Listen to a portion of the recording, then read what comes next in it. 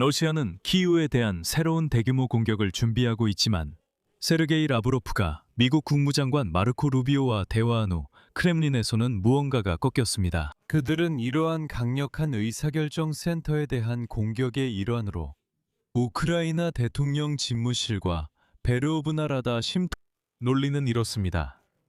즉, 젤렌스키나 베르오브나 라다 의원들은 우크라이나 군대를 통제하지 않으며 러시아 영토에 언제 어디에 타격을 가할지 결정하지 않는다는 것입니다. 알고 보니 푸틴이 나치 정권이라고 불렀던 이들은 러시아에 대한 공격에 참여하지 않는다는 것입니다. 그리고 이것은 강조하자면 러시아 연방 국가두마의 공식 성명입니다. 더욱이 키이우를 타격하겠다는 모든 위협과 외국인들에게 우크라이나 수도에서 도망치라는 촉구 이후에도 우크라이나의 동맹국인 미국과 유럽연합은 크렘린의 또 다른 위협을 무시한 것으로 드러났습니다. 라브로프와의 대화 후 미국 국무장관 마르코 루비오는 라브로프가 자신을 위협하려 했고 이제 키이우가 정말로 매우 위험하다고 확신시키려 했다고 밝혔습니다. 이에 루비오는 키이우는 이미 몇 년 전부터 매우 위험한 곳이었다. 새로운 것은 없다고 답했습니다. 절정입니다. 러시아가 5월 24일 밤에 우크라이나에 미사일을 발사한 증거가 나왔습니다. 결국 오레시니크 미사일 2발이 발사됐지만 그중 하나는 고장이 났습니다. 그리고 오늘 우리는 이에 대한 공식적인 확인을 받았습니다. 제 이름은 알렉세이 패치입니다. 함께 이야기해요. 하지만 시작하기 전에 이 채널을 구독해 주시고 영상에 좋아요를 눌러주시고 이 영상 아래 여러분의 댓글을 남겨주시며 제 텔레그램 채널 패치 뉴스도 구독해 주시기 바랍니다. 해당 채널의 링크는 이 영상 설명란에 있습니다. 그리고 여러분, 만약 방송이 끝날 때쯤 이 영상이 흥미롭고 유익했다고 생각하신다면 이 유튜브 채널의 운영을 여러분이 어떤 형태로든 후원해 주신다면 정말 감사하겠습니다. 후원은 이 영상 설명란에 있는 링크와 계좌 정보 또는 화면에 보이는 QR코드를 통해 하실 수 있습니다. 블라디미르 푸틴이 예상대로 뒷걸음질치기 시작했습니다. 이런 표현 써서 죄송합니다. 전날 러시아 외무장관 세르게이 라브로프가 침을 튀기며 키예프에 대한 새로운 대규모 타격을 가하겠다고 크게 위협했고 심지어 직접 전화를 걸었습니다. 미국 국무장관 마크 루비오에게 전화해 키예프가 위험해질 테니 미국인들은 우크라이나 수도를 떠나라고 경고했습니다. 하지만 그 이후로 뭔가 분명히 잘못됐습니다. 러시아인들은 또다시 망신을 당했습니다. 러시아는 예고된 의사결정 중심지 타격의 일환으로 우크라이나 대통령 집무실과 최고라다 공격하지 않을 것입니다. 이것은 꾸며낸 이야기가 아니라 러시아 연방 국가두마 국방위원회 위원장 안드레이 코즐롭스키의 직접적인 인용입니다. 그의 말에 따르면 우크라이나 대통령 행정부와 의원들은 주목하세요. 우크라이나 군대를 전혀 통제하지 못하며 러시아 영토에 언제 어디를 타격할지 결정하지도 않는다고 합니다. 그래서 만약 젤렌스키가 그들의 최고 사령관임에도 불구하고 그리고 의원들이 러시아 공격에 참여하지 않고 우크라이나 군대를 지휘하지 않는다면 그들을 공격할 이유가 뭐가 있겠습니까? 이런 논리는 어떻게 생각하십니까? 다음으로 인용문을 소개하겠습니다. 바로 이 멍청이 카르토플로프의 말입니다. 우리 모두 블라디미르 젤렌스키가 사무실에 나타나지 않는다는 걸 알고 있습니다. 그는 벙커에 있고 사무실에는 경호원 2명과 청소부 5명만 있습니다. 사실상 빈 공간에 값비싼 탄약을 쏟아붓는 게 의미가 있을까요? 러시아의 공격 목표는 우크라이나 군대, 기타 치안기관, 그리고 국가 행정구조의 지하에 위치한 방호된 지휘소가 될 것입니다. 이 지휘소들은 키이우 중심에 있는 것이 아니라는 점을 이해해야 합니다. 이곳들은 노출되어 있고 잘 요새화된 지점들입니다. 그리고 우리의 임무는 무기를 사용해 이 지점들을 찾아 파괴하는 것입니다. 젤렌스키를 정밀 타격하라는 명령은 블라디미르 푸틴만이 내릴 수 있습니다. 더 나아가 같은 카르토폴로프는 키예프의 다리들에 대한 공격도 배제했습니다. 또 다른 인용문에 따르면 그 다리들은 소련의 건설 노동자들이 소련의 자재로 건설했기 때문입니다. 그리고 500kg짜리 항공폭탄을 포함한 수백 개의 탄약이 맞으면 견딜 수 없다고 했습니다. 이와 관련해서 그의 말에 따르면 이런 다리들의 미사일을 쓰는 것은 단순히 비효율적이라고 했습니다. 그는 또한 러시아군이 키이우를 계속 공격할 것이라고 덧붙였습니다. 인용하자면 우리가 우크라이나 지도부의 공식 입장에서 분명하고 명확한 변화를 볼 때까지라고 했습니다. 협상 테이블에 앉을 준비가 되어 있을 뿐만 아니라 우리나라가 이미 여러 차례 밝혀온 그 조건들을 무조건적으로 받아들여야 한다고 했습니다. 어쨌든 먼저 임무를 내렸습니다. 그리고 그는 오이 내 생각엔 내가 망신당하는 것 같아라며 위협했습니다. 씻지 않는 러시아인들의 전형적인 전술이죠.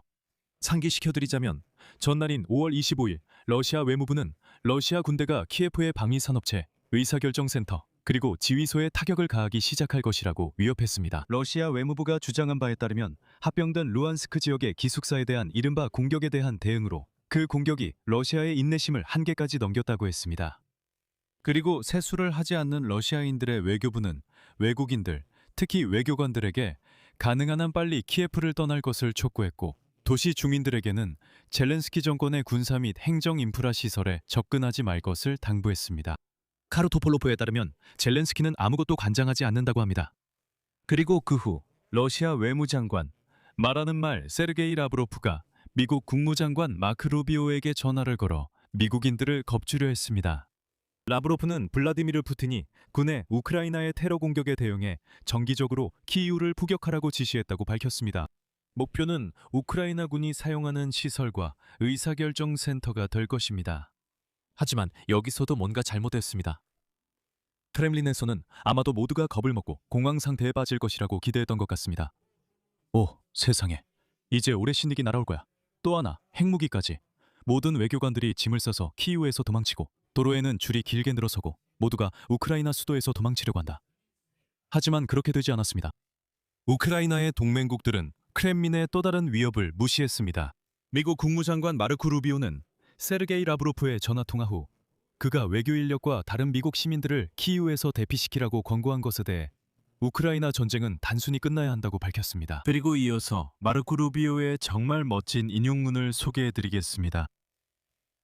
그들은 모든 대사관에 경고를 보냈습니다. 제 생각에 그는 그냥 저에게 직접 전화해서 네, 그들이 모든 대사관에 키예프가 매우 위험한 곳이 될 거라고 알렸다고 말해주려고 한 것 같습니다. 하지만 들어보세요. 키예프는 이미 여러 해 동안 위험한 곳이었습니다. 새로운 건 없어요. 비슷한 의견을 우크라이나 주재 유럽연합 대사 카타리나 마테르노바도 밝혔습니다. 다음은 그녀의 인용문입니다. 러시아가 외교관과 외국인에게 키예프를 떠나라고 또다시 위협하지만 우리는 떠나지 않을 것입니다. 이런 위협은 힘이 아닌 절망의 표현입니다. 키예프가 더 공격적이고 위협적으로 행동할수록 블라디미르 푸틴 정권이 우크라이나의 굳건함과 그 파트너들의 지지를 꺾을 수 없다는 것을 더 분명히 이해하고 있다는 사실이 드러납니다. 키예프는 버틸 것이고 우크라이나도 버틸 것이며 우리도 마찬가지입니다. 라브로프와 러시아 외무부의 위협은 위선의 극치입니다. 수년간 주택, 박물관, 산부인과, 학교, 발전소를 폭격해온 정권이 이제 갑자기 국제인도법과 제네바 협약의 언어를 말하기 시작했습니다. 매일 밤 미사일과 드론으로 민간인을 공격하는 블라디미르 푸틴 정권이 이제는 다른 사람들에게 멀리 떨어져 있으라고 경고하고 있습니다. 우리는 이것이 무엇을 의미하는지 정확히 알고 있습니다. 러시아는 두려움, 공황, 우크라이나의 고립을 원합니다. 하지만 그것은 통하지 않을 것입니다. 보시다시피 유럽인과 미국인은 러시아인들 허세 부려도 소용없어요. 효과 없어요. 누구를 겁주려는 거죠? 라고 말했습니다. 당신들은 5천만 달러짜리 그냥 모형에 불과한 오래 신익을 보여줬을 뿐입니다. 그리고 러시아인들의 온갖 보여주기의 절정이 바로 이 오래 신익 이야기입니다. 러시아군은 5월 24일 대규모 공격 중에 키이우를 향해 최신형 오래 신익 탄도미사일 2발을 발사했습니다. 하지만 그중 하나는 고장이 나서 점령된 도네츠크 지역에 떨어졌습니다. 이 사실은 이제 미국 전쟁연구소가 공식적으로 보도하고 있습니다. 오레시니크의 고장은 도네츠크에서 북쪽을 향한 카메라에 포착됐습니다. 영상에서는 이 미사일 특유의 6개의 소형 자탄, 이 점령된 아브디유카나 야시노바타이 지역에 떨어지는 것이 뚜렷하게 보입니다. 원선에서 약 40km 떨어진 곳으로 그곳에는 러시아군의 진지가 있었을 수 있습니다. 5월 24일 밤 키이우에 대한 공격 중 모니터링 채널들은 첫 번째 오레시니크가 밤한시경 발사됐다고 전했습니다. 하지만 그 미사일이 어디에 명중했는지에 대한 정보는 없었습니다.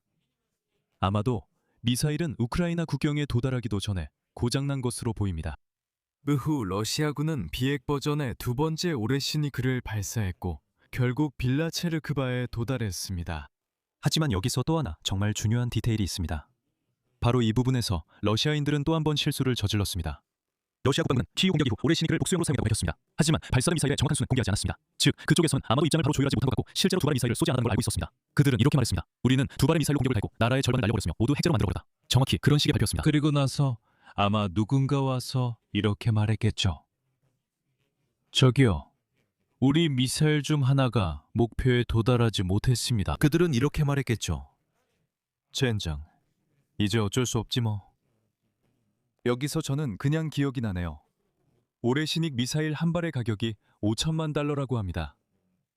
5천만 달러입니다. 뒤를 잃고 도네츠크 지역 어딘가에 떨어졌죠. 한편 올해 신익의 사용은 이 러시아 제트블루고들조차도 감탄을 자아내지 못했고 그들은 이것을 보여주기식이라고 불렀습니다. 예를 들어 리바르 채널은 운동에너지 탄을 사용한 공격이 주로 심리적인 효과만을 가져오며 그 효과도 점점 줄어들고 있다고 썼습니다. 또 다른 러시아 군사기자 블라디미르 로마노프는 러시아 국방부가 그냥 인용하자면 아주 비싼 쇳덩어리로 땅을 때렸다고 말했습니다. 보기 좋은 그림을 만들기 위해서였지만 그걸 믿는 건 연금 생활자들 뿐입니다. 여기서 말을 줄이겠습니다. 여러분의 의견과 결론을 이 방송 아래 댓글로 남겨주세요. 이 유튜브 채널을 구독하시고 좋아요를 눌러주시고 알림 설정도 해주시면 새로운 방송이 올라올 때마다 놓치지 않으실 수 있습니다. 이 유튜브 채널의 활동을 후원하고 싶으시다면 이 영상 설명에 있는 링크와 계좌 정보를 통해 후원하실 수 있습니다. 그리고 설명란도 꼭 확인해 주세요. 외국어를 배우고 싶은 분들을 위해 작은 선물을 준비했습니다. 오늘은 여기까지입니다. 건강 조심하세요. 모두 안녕히 계세요.